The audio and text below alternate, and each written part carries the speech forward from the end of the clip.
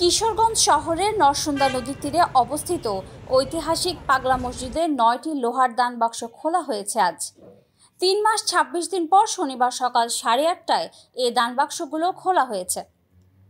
এতে এবার রেকর্ড 28 বস্তা টাকা পাওয়া গেছে। কিশোরগঞ্জ জেলার দায়িত্বপ্রাপ্ত সেনাবাহিনীর কর্মকর্তা ব্রিগেডিয়ার জেনারেল তরিকুল ইসলাম, কিশোরগঞ্জের জেলা প্রশাসক ও পাগলা মসজিদ পরিচালনা কমিটির সভাপতি মোহাম্মদ আবুল কালাম আজাদ ও পুলিশ সুপার মোহাম্মদ রাসেল শেখের উপস্থিতিতে দান বাক্স খোলা হয়।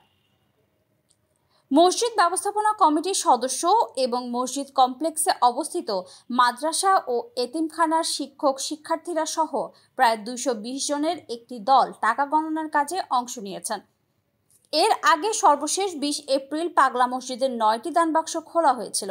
তখন রেকর্ড 7,78,67,537 টাকা পাওয়া যায়।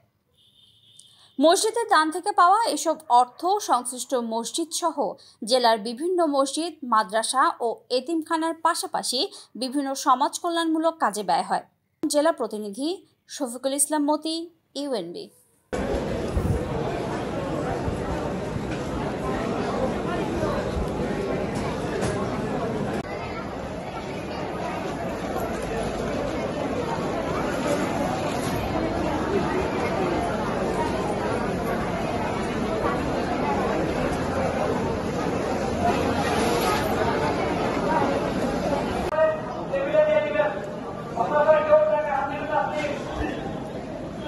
আমাদেরকে সবাইকে অনুরোধ করছি, আমাদেরকে কাজ করার সুযোগ দেন।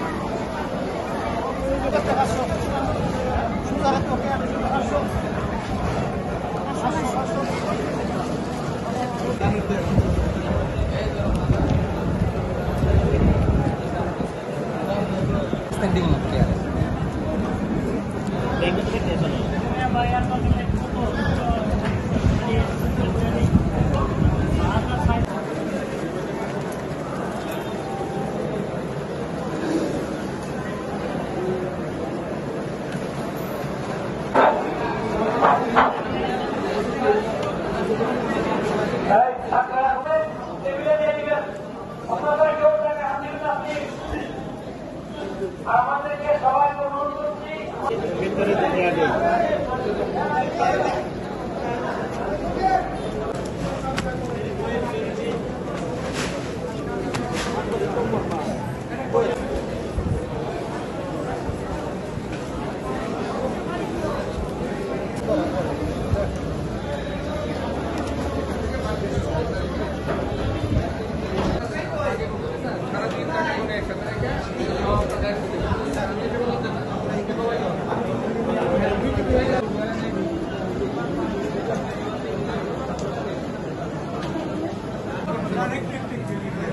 আমার সাথে